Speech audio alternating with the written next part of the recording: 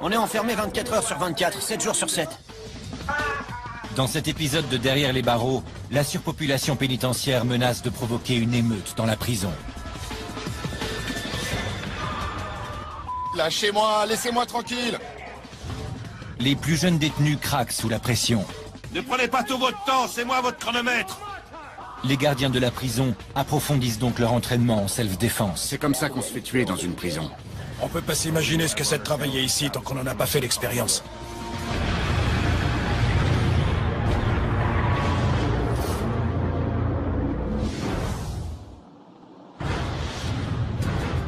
Elle s'étend sur plus de 39 hectares à l'ouest de Chicago, aux États-Unis. Al Capone et le tueur en série John Wayne Gacy y ont été incarcérés. On a exécuté des assassins entre ces murs.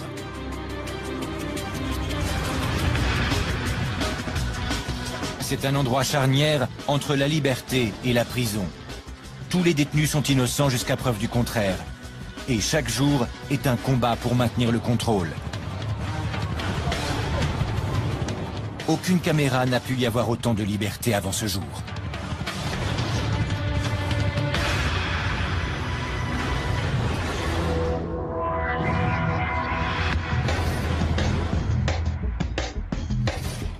La prison du comté de Cook est le plus grand établissement pénitentiaire des États-Unis. Mais la surpopulation est une menace constante.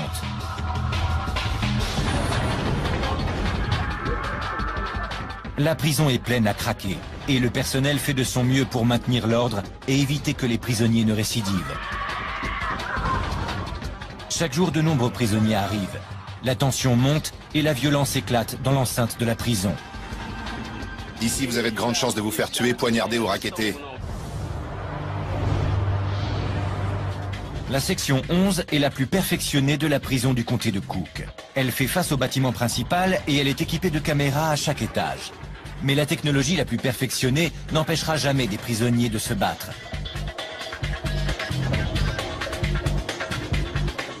Les caméras de surveillance de haute technologie du bâtiment filment Joshua Townsell, 21 ans, alors qu'il s'approche d'Eric Miranda, 31 ans, un prisonnier de longue date. Les deux détenus ont un compte à régler à propos d'une télévision cassée. Il s'est approché de moi, aussi vicieux qu'un serpent. Il m'a parlé gentiment, comme si de rien n'était, pour me mettre en confiance. Joshua Townsell est agressif et il mesure 2 mètres. Il prend Eric Miranda par surprise. Je me suis retourné, il m'a frappé. Et impossible de me défendre. Il y a des détenus dans la salle, mais pas de gardien en vue pour protéger Eric Miranda. Il est seul face à un ennemi beaucoup plus imposant que lui. Je l'ai frappé plusieurs fois au visage. Je l'ai éclaté contre les marches et je suis parti. Pendant ce temps-là, l'un des membres du groupe de Joshua Townsell agresse l'ami d'Eric Miranda. Joshua s'éloigne alors qu'Eric s'écroule sur le sol. Je peux pas ouvrir la bouche complètement, parce que toute ma mâchoire est encore gonflée. J'ai une dent qui me gêne, il va falloir l'arracher. Il m'a fait mal. Il m'a vraiment fait très mal. Lorsque les prisonniers craquent, il y a toujours quelqu'un qui trinque. Et impossible de prévoir ce qui déclenche leur violence. Je leur tombe dessus et je leur montre bien que je plaisante pas.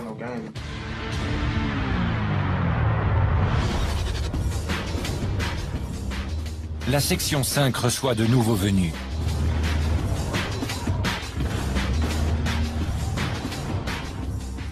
Chaque jour, la tension monte, alors que 300 nouveaux détenus arrivent tout droit des rues de Chicago. Ils sont accusés de différents crimes et délits, depuis la conduite en état d'ivresse jusqu'au meurtre. La prison est pleine à craquer, et la moitié de ces détenus n'en est plus à son premier séjour. On passe tout notre temps dans cette merde. Aujourd'hui, le directeur, Tony Godinez, supervise l'arrivée des nouveaux détenus. Il est chargé de contrôler les prisonniers. Il a une relation particulière avec cette prison. J'ai grandi tout près de ce quartier. Et depuis que je suis enfant, je vis avec les histoires de la prison du comté de Cook. Tony Godinez travaille depuis 30 ans dans le milieu pénitentiaire. Vous avez un problème? Il est arrivé ici en 2006 pour s'attaquer à un problème de taille, la surpopulation. La prison a déjà accueilli jusqu'à 11 000 prisonniers et prisonnières. La surpopulation engendre des bagarres, des agressions à l'arme blanche et des émeutes. Pendant des années, la population de la prison était si élevée que certains prisonniers dormaient à même le sol. La stratégie du directeur consiste à séparer les éléments les plus dangereux du reste des prisonniers. À quel étage? Dites-moi, vous avez fait combien de séjours ici? Un certain nombre. Je voulais vous poser une question. Quand est-ce que vous pensez ne plus revenir? Il sait parfaitement que la prison est toujours pleine à craquer. Il y a tellement de mouvements dans cette prison qu'il suffit de quelques individus problématiques pour perturber le reste des détenus.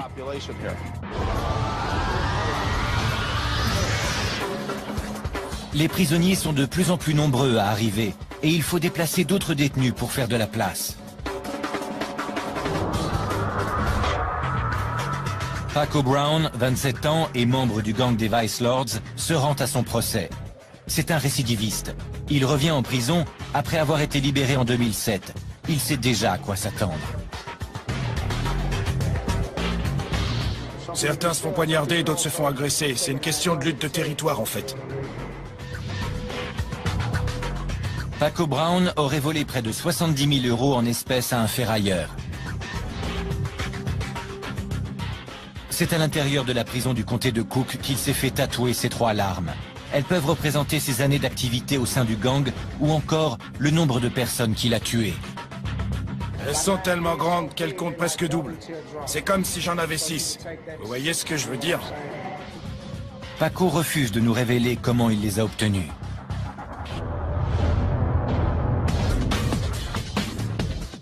À leur arrivée, tous les types de criminels se retrouvent dans la même pièce. Les meurtriers présumés et les membres de gang, tout comme les prostituées transsexuelles. Isaiah Whitehead mesure 1,90 m et il ne passe pas inaperçu.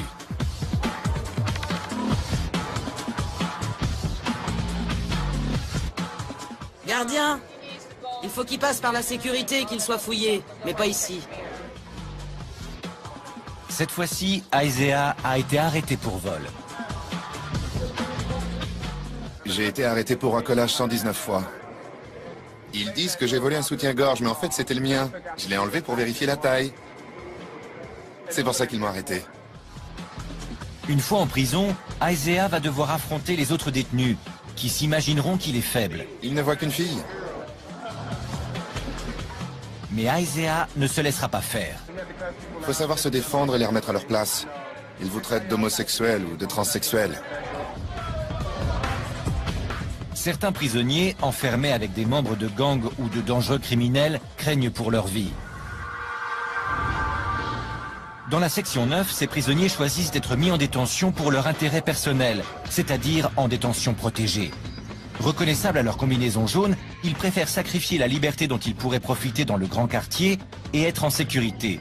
Ils passent 23 heures par jour dans leur cellule, ce qui réduit les chances d'entrer en contact avec leurs ennemis ou les brutes qui les persécutent. Ryan Malik, 20 ans, a été arrêté après s'être drogué avec du cannabis et du Xanax et avoir dévalisé une station essence. Vol à main armée. J'étais au mauvais endroit, au mauvais moment. C'est la première fois que Ryan est incarcéré. Il est neutre, c'est-à-dire qu'il n'appartient à aucun groupe de prisonniers. Il n'a personne qui puisse le protéger. Eh mec, j'en ai marre! Il a rapidement quitté le grand quartier pour intégrer la détention protégée. C'était du grand n'importe quoi. Il y avait des gangs partout. Les gardiens ne voient pas toutes les bagarres. Il y a des endroits bien cachés. Et voilà. Ryan a récemment reçu une offre qui lui permettrait d'échapper à la violence carcérale. J'ai le choix entre 4 ans dans un établissement pénitentiaire de l'Illinois ou le camp d'entraînement de la prison. Le camp d'entraînement de la prison du comté de Cook offre un programme de réinsertion de 120 jours pour les jeunes délinquants les moins violents. Gardez les bras devant vous et regardez droit devant. Ne tournez pas, continuez tout droit. Allez, on se dépêche! Le sergent Paul Wharton fait passer 18 semaines infernales à 48 jeunes détenus. Oui, mon sergent! Qu'est-ce que tu fais? Retourne à ta place! Tu bougeras quand on te le dira! C'est le premier jour. Concentrez-vous sur moi! Vos camarades n'en ont rien à faire de vous! Tous les détenus du camp d'entraînement ont plaidé coupables lors de leur procès. Contre le mur! Allez, plus vite! En échange, le juge les a envoyés dans ce camp. Allez, on se dépêche! S'ils quittent le programme ou qu'ils en sont exclus, ils devront effectuer la totalité de leur peine.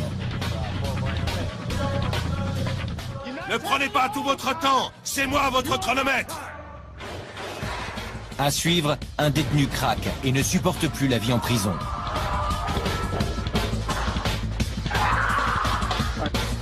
Et un autre ne respecte pas les règles de la section 1. Ça ne marche pas comme ça ici, tu ne me donnes pas d'ordre.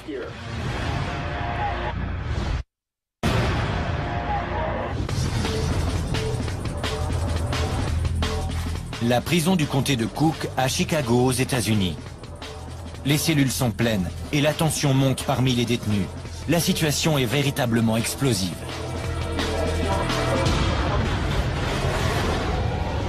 La section 1 est un quartier de haute sécurité. Les prisonniers y séjournant ont été accusés de voies de fait, de viol ou de meurtre. L'un des nouveaux arrivés refuse de coopérer.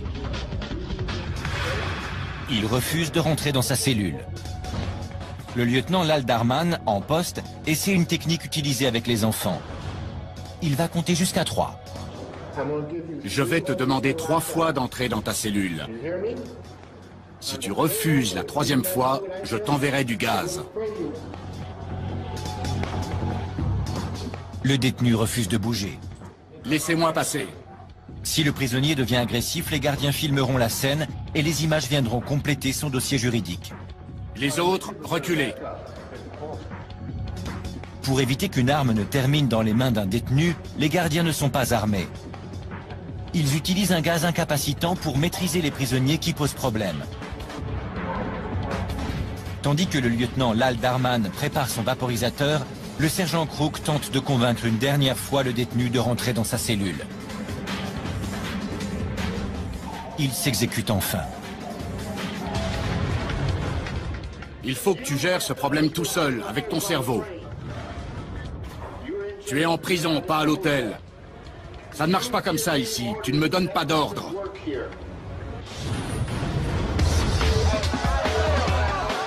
Les nouveaux détenus ont du mal à s'adapter aux règlements très stricts de la prison. Ok, on y va. Ils doivent marcher quand on le leur ordonne, se lever quand on leur dit de se lever et se coucher quand on leur en donne l'ordre. Ils ont l'impression d'être traités comme des enfants, et c'est le cas.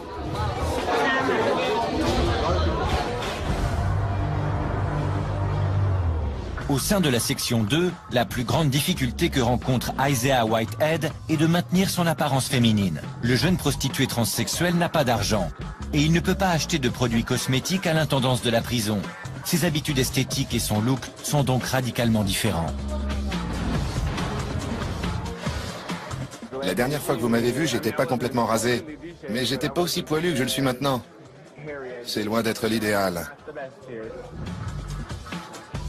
Isaiah n'a pas les moyens de payer sa caution fixée à 150 €. Il va devoir rester en prison pendant quelques semaines et se défendre contre les prisonniers qui voudront des faveurs sexuelles. Ils se prennent pas pour n'importe qui. Mais si dehors une jolie fille, aussi jolie que moi, quand je peux me pomponner, ne leur adresse pas la parole, pourquoi je le ferais?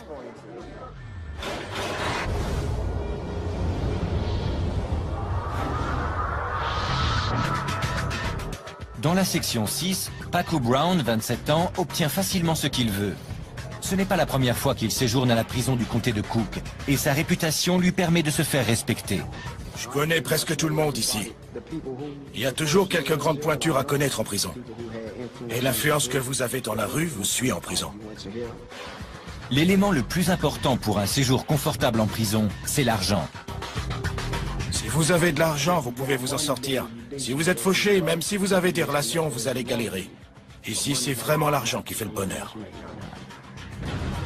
Et Paco ne le sait que trop bien. Quand vous êtes en haute sécurité, vous devez vraiment faire attention à ce que vous dites et ce que vous faites. C'est plus dangereux. Je suis assez costaud. Les autres prisonniers me laissent tranquille.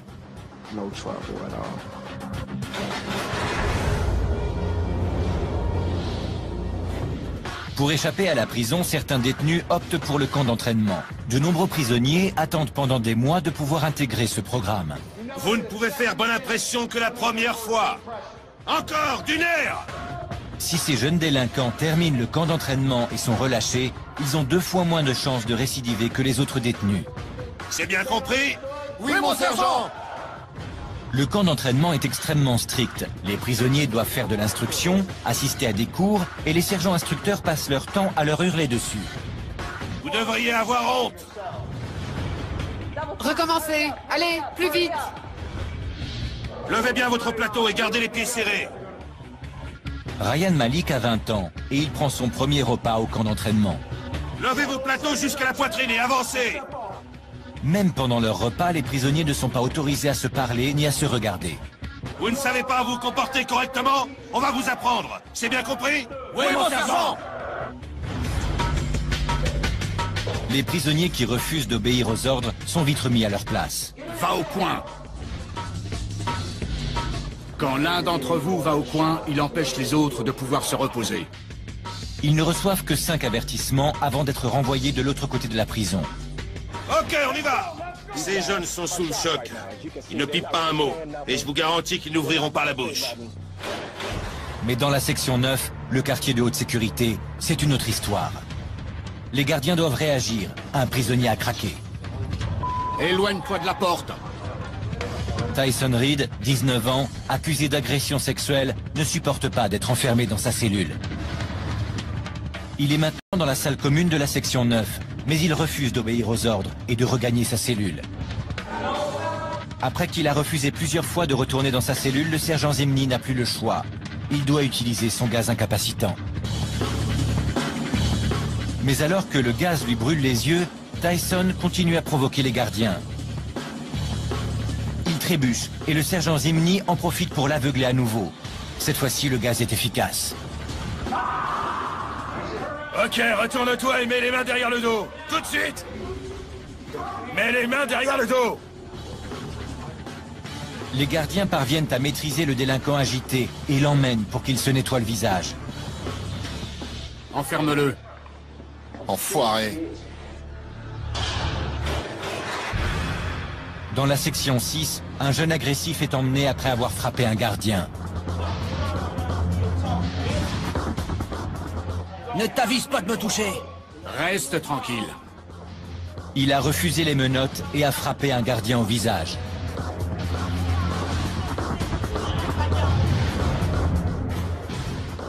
Je vais me faire soigner parce que je saigne. Je vais passer une radio car j'ai peut-être le nez cassé. Ça fait partie de notre boulot, c'est pour ça qu'il est aussi stressant. On peut pas s'imaginer ce que c'est de travailler ici tant qu'on n'en a pas fait l'expérience. Personne peut comprendre ce que c'est. Lorsque les détenus deviennent violents, c'est à la brigade criminelle de renseignement, la CIU, de les traduire en justice. Dans la section 9. Tyson Reed est accusé d'avoir craché sur un gardien. Il n'a créé que des problèmes depuis son dernier incident il y a quelques jours.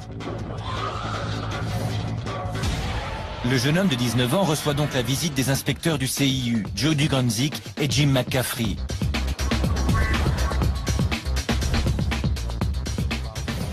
Nous l'avons rencontré 5 fois au cours des 10 derniers jours. C'est une menace pour les autres à chaque fois qu'il sort de sa cellule. Tyson Reed, est-ce qu'on peut le voir? Asseyez-vous, monsieur Reed. Tyson Reed essaie d'abord de passer pour un idiot. Vous vous souvenez de l'incident? On m'en a parlé aujourd'hui. On vous en a parlé? Vous ne vous souvenez pas de l'incident? Non, je m'en rappelle pas du tout. Pas du tout? Non. Tyson change bientôt sa version des faits et admet avoir craché sur le gardien. Les inspecteurs sont surpris quand il leur révèle pourquoi il a agi ainsi. Il cachait un mélange dégoûtant dans sa cellule pour le jeter sur les gardiens qui passaient. Vous prépariez un mélange pour ensuite le jeter sur les personnes qui passaient. Et c'était quoi ce mélange? C'était de la pisse avec du désinfectant, de la crème et de la poussière. Lorsque le gardien a mis la main sur sa décoction, Tyson s'est énervé. Je lui ai craché à la figure, parce qu'il avait mis le souk dans mes draps et mon lit. Oui, je lui ai craché à la figure. Pourquoi vous ne l'aimez pas? Qu'est-ce qu'il vous a fait? C'est normal que ce ne soit pas votre meilleur ami, mais il doit faire son travail. Je m'en fous, moi, de son boulot. Le mobile de Tyson est très simple. Il veut qu'on le laisse tranquille. J'aime personne. Je veux pas voir d'autres prisonniers comme moi. Je déteste les mecs. Suite à ces actes, Tyson est transféré dans une partie du bâtiment réservée aux procédures disciplinaires. Il obtient ce qu'il désirait, l'isolement en cellule. Ils agissent de la même manière qu'à l'extérieur. S'ils sont incapables d'entretenir des relations avec les autres en liberté, ce sera la même chose ici. Dans la section 11. Oui, mon lieutenant! Ces cadets s'entraînent pour devenir gardiens. Ils recréent les conflits mortels qui surviennent en prison. Cette technique d'entraînement unique oppose les cadets à des gardiens expérimentés. Les gardiens en protection rouge jouent le rôle des prisonniers les plus violents. Le gardien Harry Wheeler entraîne les nouvelles recrues. Les rôles qu'on joue durant ces entraînements sont inspirés par des détenus et par des incidents qui se sont déroulés en prison.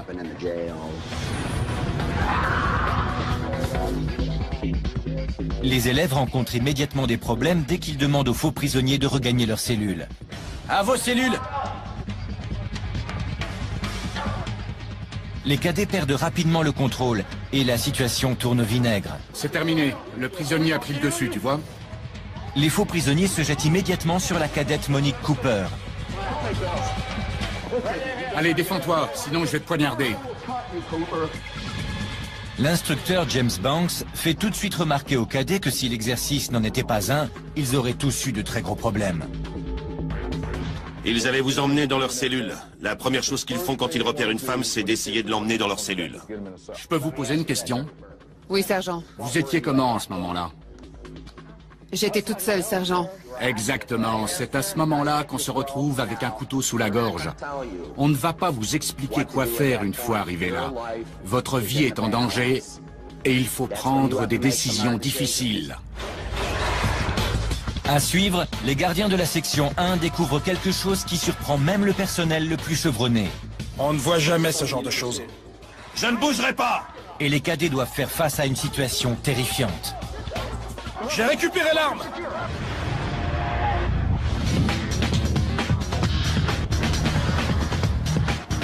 La surpopulation carcérale met en danger les prisonniers tout comme le personnel de la prison du comté de Cook. Lorsque les prisons sont pleines, les nerfs sont à fleur de peau et les prisonniers risquent de s'en prendre au premier venu. Les gardiens apprennent à résister aux provocations perpétuelles des détenus. Ils se mettent à vous insulter, à faire des remarques racistes ou à vous parler de votre mère avec qui ils prétendent avoir eu des relations intimes. Ils vous tapent sur le système. L'entraînement des élèves gardiens leur apprend à résister à ce genre de provocation. Harry Wheeler et les autres instructeurs portent des protections rouges. Ils vont simuler les situations violentes que les gardiens d'une prison doivent affronter. Au cours du dernier exercice, les cadets n'ont pas su garder la situation sous contrôle et Monique Cooper était sur le point d'être traînée dans une cellule. Ils doivent maintenant faire face à un autre type de problème. Je vais te poignarder.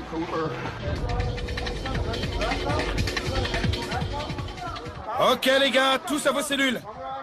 J'ai pas envie de bouger! Allez! Je ne bougerai pas! Pour cet exercice, les cadets devront faire face à une émeute. À terre! Les détenus dissimulent encore des armes improvisées. Mais cette fois-ci, les cadets savent à quoi s'attendre. Lâche ton arme! Je te dis de lâcher ton arme! C'est bon, j'ai récupéré l'arme. Les cadets travaillent en équipe pour reprendre le contrôle de l'étage avant que les prisonniers n'aient le temps de prendre le dessus. Laisse-toi faire! Arrête de résister! Même l'instructeur Harry Wheeler est neutralisé. Une fois l'exercice terminé, les cadets sont félicités par leurs instructeurs. J'espérais traîner quelques filles dans les cellules, mais ça n'a pas été possible. Non, impossible. C'est que tu n'as pas bien fait ton boulot. C'est eux qui ont bien travaillé.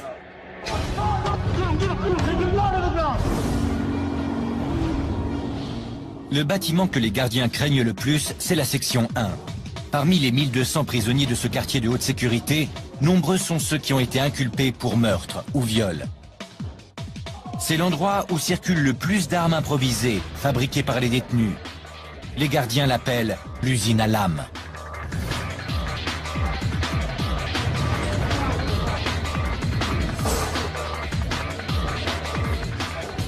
À l'étage E4, les gardiens effectuent une fouille des cellules. Ils suspectent certains prisonniers de préparer un affrontement.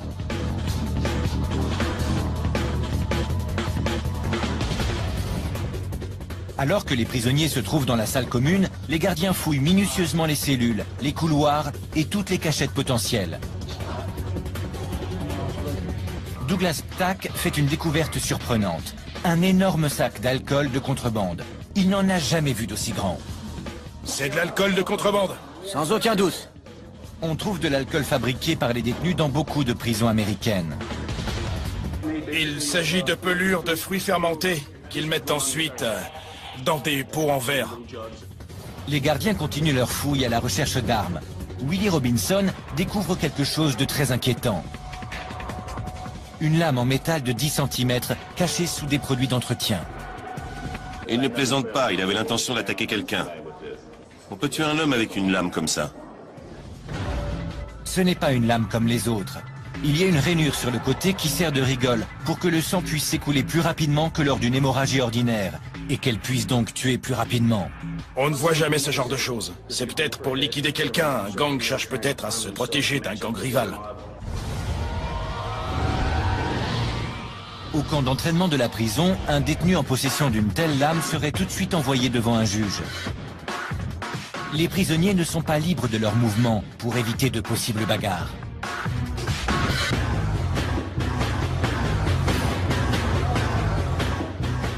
Levez-vous! Allez-y, levez-vous! Oui, mon sergent! Regardez droit devant vous. Vos pieds doivent être à un angle de 45 degrés. Restez immobile. Ne bougez pas d'un poil. Les prisons sont pleines à craquer de détenus dangereux. Les gardiens souhaitent que les jeunes délinquants qui ne sont pas agressifs sortent le plus rapidement possible. Alignez-vous par 3. Gardez les yeux devant vous. Ryan Malik purge une peine pour vol à main armée. Pour lui, le choix qu'il a à faire est évident. Je peux passer 4 ans en prison ou venir ici et repartir à zéro. Les méthodes du programme de réinsertion ont prouvé leur efficacité. 50% des prisonniers qui purgent leur peine dans les autres bâtiments de la prison récidivent, alors que seulement 20% des prisonniers du camp d'entraînement retournent en prison. Je suis très sérieux, aussi vite que vous le pouvez. Mais pour James Hughes, qui a intégré le camp d'entraînement, ces statistiques ne sont pas convaincantes. Le jeune délinquant de 21 ans doute de lui-même. Il rencontre le directeur du camp, John Harrington. Détends-toi. Le capitaine m'a dit que tu voulais abandonner le camp, c'est vrai? Oui, monsieur le directeur. Tu veux bien m'expliquer pourquoi? Je me mets facilement en colère. Et j'ai peur de frapper un gardien à nouveau si je reste. Tu pourrais frapper quelqu'un? Oui, c'est ça.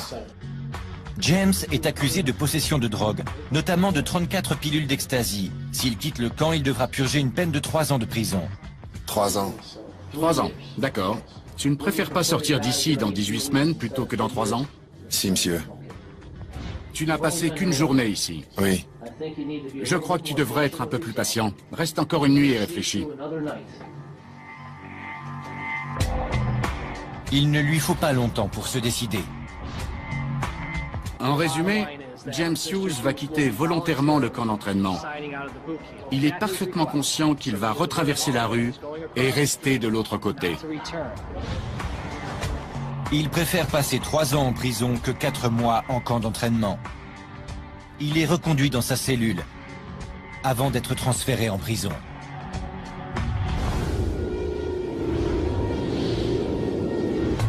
Dans la section 6, un groupe de prisonniers a choisi d'assister à des cours, alors même qu'ils risquent d'écoper d'une longue peine de prison. Voilà vos toges. Un peu de calme, s'il vous plaît.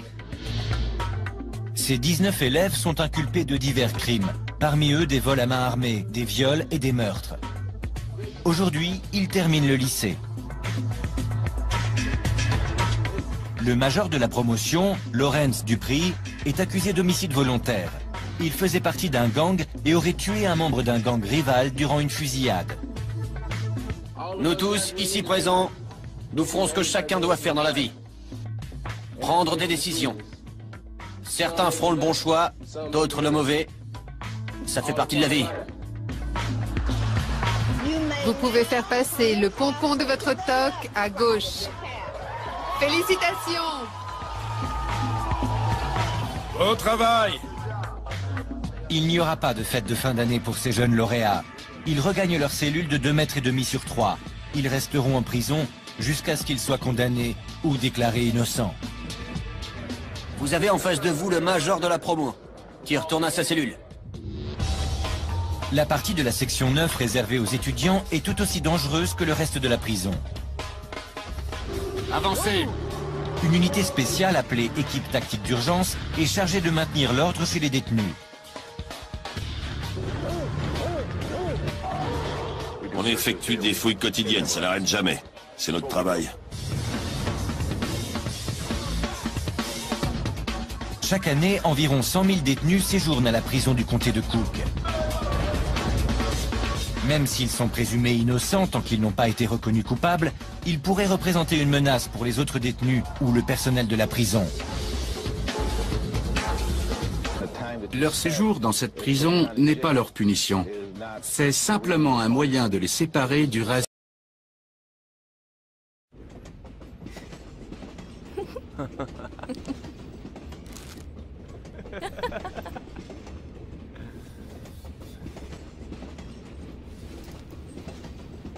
Wish your chicken was bigger. The long chicken and three. Hey, can I have a Dorito?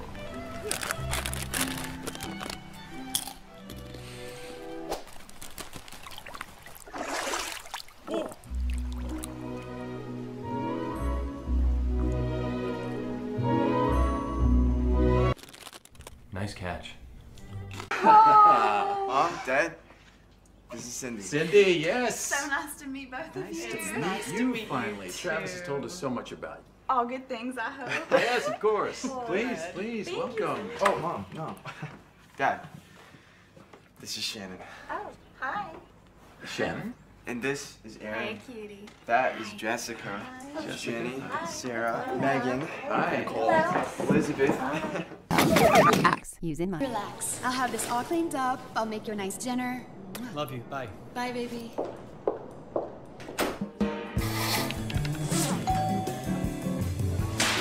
What are you looking at? Get in here. Scrub it! I am. Get in here.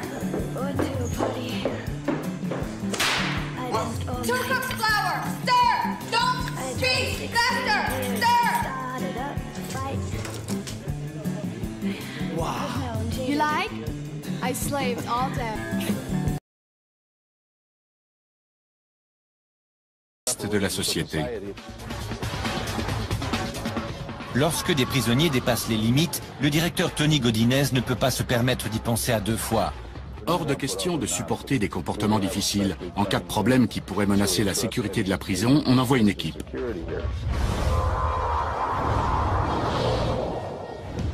Il s'agit d'une équipe d'intervention d'urgence.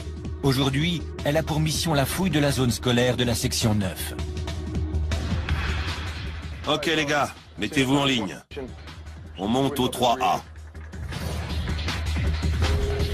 Le sergent John Manos suspecte certains groupes d'élèves de posséder des armes blanches. À terre tout de suite! Le bruit de chasse d'eau résonne dans la salle. Les prisonniers se débarrassent de leurs produits de contrebande. Il vient d'essayer de se débarrasser d'un pantalon dans les toilettes.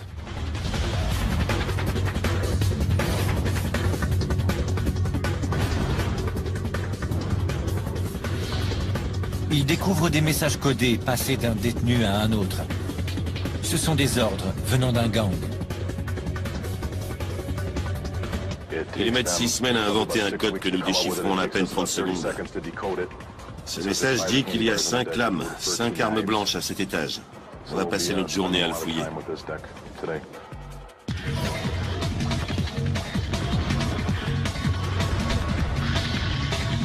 Tout indique qu'une guerre des gangs est sur le point d'éclater.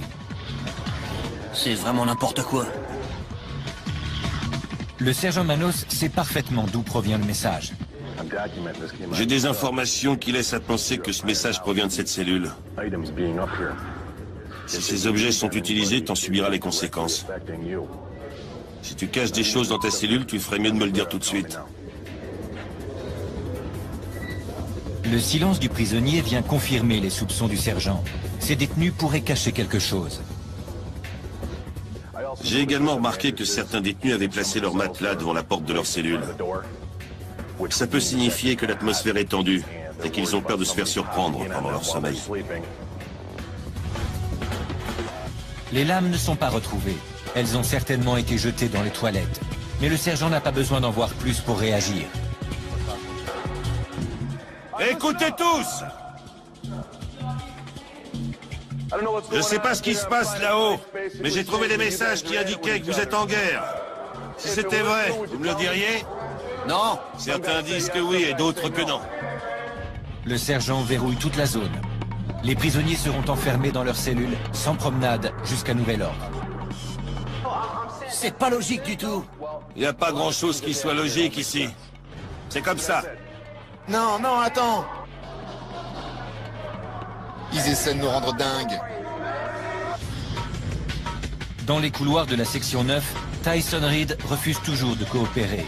Il n'est pas très sociable et fait des siennes pour éviter d'avoir un compagnon de cellule.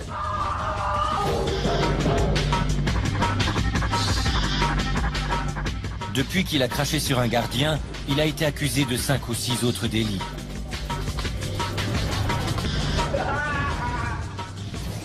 La brigade criminelle de renseignement l'a à l'œil. Il y a eu plusieurs altercations avec d'autres détenus. Hier, il en est même venu aux mains avec un gardien.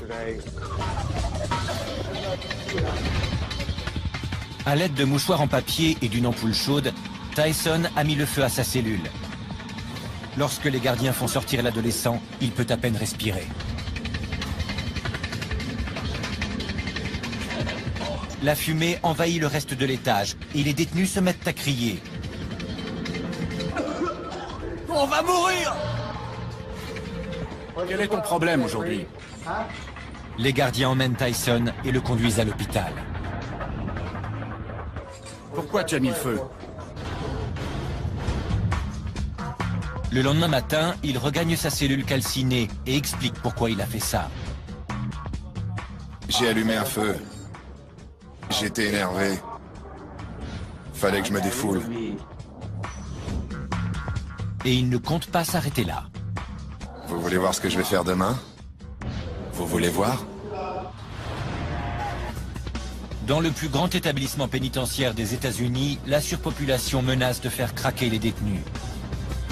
Pour réduire la violence, la prison doit absolument faire diminuer le nombre de prisonniers. Le directeur général de la prison, Tony Godinez, ne le sait que trop bien. C'est hallucinant. Près d'un demi-million de personnes transitent par cette prison chaque année. En conséquence, il y a des altercations et des agressions à l'arme blanche. Dans la section 6, certains petits délinquants rentrent chez eux. La prison tente d'accélérer le processus de remise en liberté. Avancez sur une même file, sur une même file. Une file, une seule file. Le juge les assigne à résidence grâce à un système de surveillance électronique. Je vais vous demander de me remplir ces formulaires. Les inspecteurs s'assureront que vous ayez un endroit où loger. Mais il existe une condition. Il faut qu'un proche vous accueille chez lui. Quel est votre numéro de dossier? Ils peuvent utiliser les téléphones pour trouver un endroit où loger. Les prisonniers devront porter un bracelet électronique à la cheville 24 heures sur 24. Il y a un appareil portable qui est relié à la ligne téléphonique de la maison. Si le signal ne nous arrive plus, on sait que le prisonnier a quitté son domicile. José Rivera, 27 ans, est accro à l'héroïne. Il est sur le point de rentrer chez lui, mais il doit d'abord convaincre son père de lui ouvrir sa porte. Non, non, écoute-moi, ils essaient de me donner l'opportunité de sortir. Papa, je t'en prie. Je t'en supplie. J'ai personne d'autre, papa. José Rivera a déjà séjourné à la prison du comté de Cook. Il volait pour acheter de la drogue et ses relations avec ses proches sont loin d'être au beau fixe. Je connais personne d'autre, papa, s'il te plaît. Ok, bye. J'ai nulle part où aller. Nulle part? Non. José Rivera n'a nulle part où aller. Il restera donc à la prison du comté de Cook. Mon père veut que je reste en prison. Je peux pas rentrer chez moi. Il dit que c'est mieux pour moi.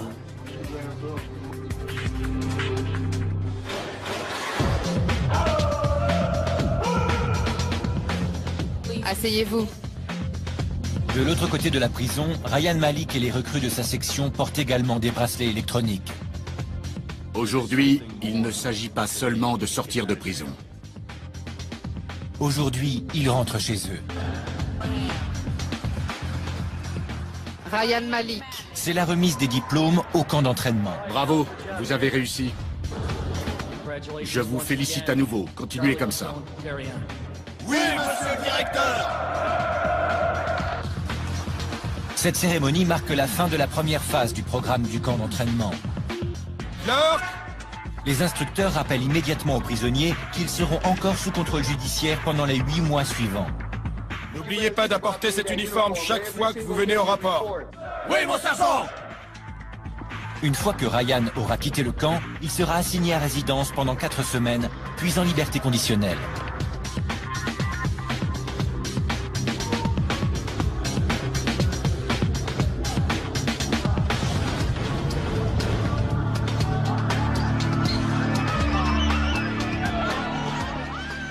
La mère de Ryan est persuadée que son fils ne reverra plus l'intérieur d'une prison.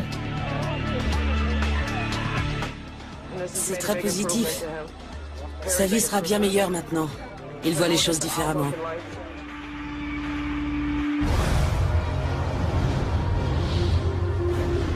Mais certains détenus reviennent à la prison du comté de Cook. À l'extérieur de la section 11, des gardiens ont découvert un problème préoccupant. Un point faible dans le système de sécurité. Les gardiens découvrent 2 personnes au comportement suspect sur le terrain de la prison. Comment êtes-vous sorti de prison? J'ai purgé ma peine.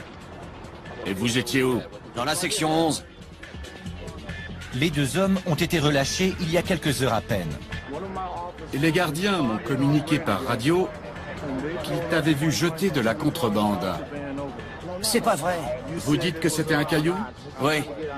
Ne bougez surtout pas d'ici, je dois informer mon supérieur. Le sous-directeur de la section 11, Daniel Morecci, ne croit pas un mot de cette histoire. Ils prétendent qu'ils essayaient simplement d'attirer l'attention de leurs anciens codétenus. Mais nous sommes en train de fouiller à l'intérieur pour vérifier s'ils ne leur ont pas transmis de la drogue ou des armes.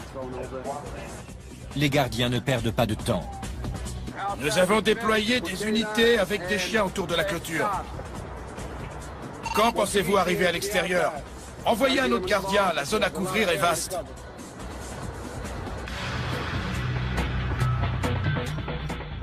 Une fouille minutieuse de toute la zone ne donne rien. Si de la drogue ou des armes ont été transmises à la section 11, elles ont maintenant disparu au cœur de la prison. On ne sait pas ce qu'ils ont jeté. Ils disent qu'il s'agissait seulement de cailloux, qu'ils voulaient dire au revoir à leurs amis restés à l'intérieur. Aucune preuve n'ayant été retrouvée, les 2 suspects sont relâchés.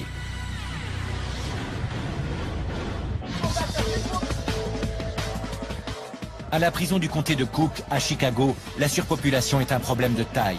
Plus il y a de nouveaux arrivants et plus il y a de problèmes. Le directeur, Tony Godinez, et le personnel de la prison tentent d'éviter que la violence n'éclate et que les prisonniers ne récidivent.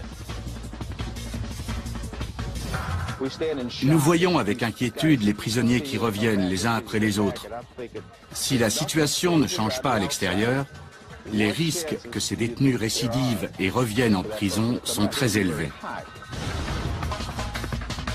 Chaque jour, des centaines de prisonniers sont relâchés.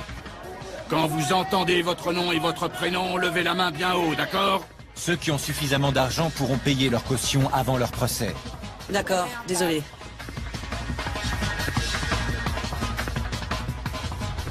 Les prisonniers ressortent de la même façon qu'ils sont arrivés. Certains ne remettront jamais les pieds dans une prison.